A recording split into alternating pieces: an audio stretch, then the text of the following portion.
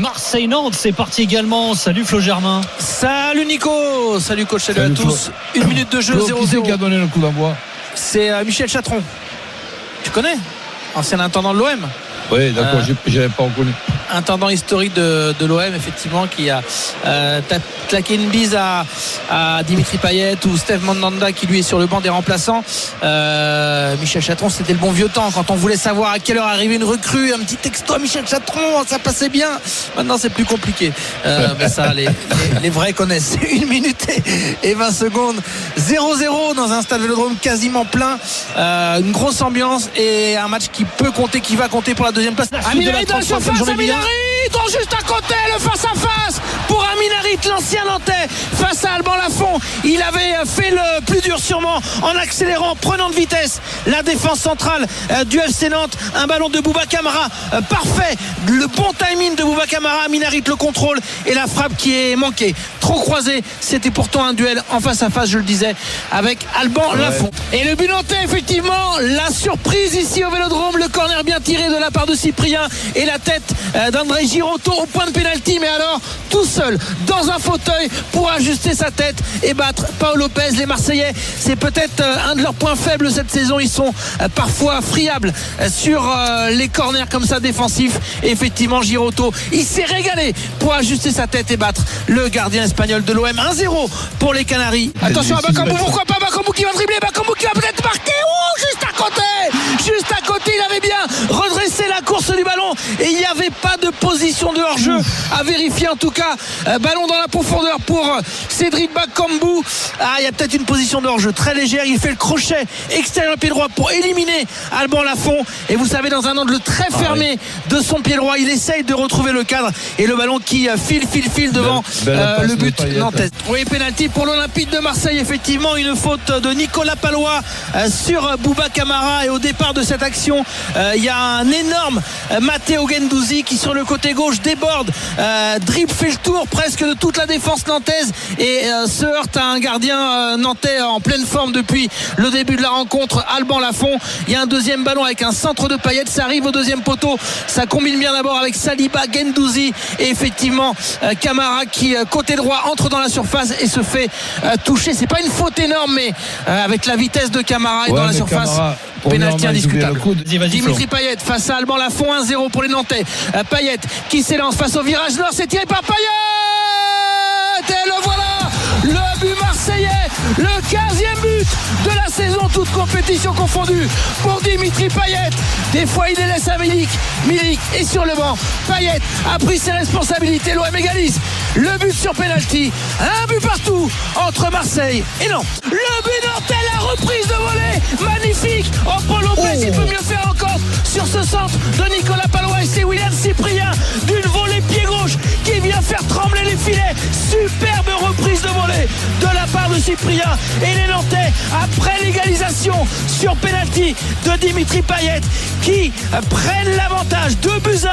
Cette action, elle mérite effectivement un beau petit ralenti. Là on voit Palois qui est aux avant-postes, qui va centrer et qui met un extérieur pied gauche. Ah ouais, son extérieur il est magnifique à Palois. Paul Lopez, il claque ce ballon, mais il remet quelque part les Nantais en jeu. Il y a cette tête de Saliba et la reprise de volée de la part de Marcus Coco qui est dévié légèrement par Bouba Kamara, et les Marseillais qui 2 minutes après leur égalisation voient les Nantais marquer à nouveau 2-1 pour les Canaries. Oui, la pause au Vélodrome, 2-1 pour les Nantais. Effectivement, ils ont eu quasiment 100% de réussite sur leurs occasions, sur leur situation, les Nantais. C'est reparti depuis 50 secondes. Quasiment 100% de réussite pour les Nantais, je le disais, parce que ils ont eu 2 occasions véritables et 2 buts. Mais c'est pas non plus un grand Marseille offensivement. Ils ont eu le contrôle du ballon, mais sans se créer d'énormes situations. Oh, Gerson, penalty, oui, non, penalty pour l'Olympique de Marseille. Le bon crochet de la part de Gerson, c'est au même endroit quasiment évidemment de l'autre côté, mais à l'entrée de la surface côté droit. Et Gerson, il fait le bon crochet. Il a cette classe quand même, Gerson, quand il a le ballon dans les pieds, il a une protection de balle. Le pénalty est logique. On a revu effectivement le ralenti. Fabio touche le pied de Gerson qui fait le bon petit crochet extérieur pied gauche. Bon, le pénalty est logique. Gerson a même du mal à se relever. Payet qui va s'élancer face à Alban Lafont. Dimitri Payet qui croise au même endroit. L'égalisation du numéro 10 marseillais. 2 pénaltys pour réveiller le Vélodrome et remettre Marseille dans la rencontre. Marseille 2, Nantes 2, doublé sur pénalty de Dimitri Payet. Ouais, et il est important ce but pour les Marseillais, l'OM qui reprend 3 points d'avance sur le Stade Rennais. Voilà, Payet, alors il le disait tout à l'heure, Flo, il avait marqué son 16e but, toute compète confondue sur le premier, là il en est à 17. C'est son record perso sur une saison à Payet. Il fait vraiment une saison incroyable. Et une saison qui n'est pas finie. Ouais, et qui n'est pas finie, c'est vrai. Et l'OM qui égalise donc 2-2. La frappe de Milik qui est cadrée mais repoussée par Alban Lafont. C'est le premier ballon touché par l'attaquant polonais, bien lancé dans la profondeur par Amin Harit. Il est excentré, c'est compliqué de cadrer. Je suis même pas sûr que ça allait au fond, mais Alban Lafont pour assurer, il met les 2 points, il s'étend et du coup c'est, je passe en direction du poteau, mais là, vers le poteau. Son appel est quand même très bon. Gerson dans la surface, Gerson en retrait, pourquoi pas Harit, et le 3e but marseillais, Amin Harit et surtout Gerson. Gerson qui obtient tout à l'heure le pénalty qu'il a dans la surface de réparation.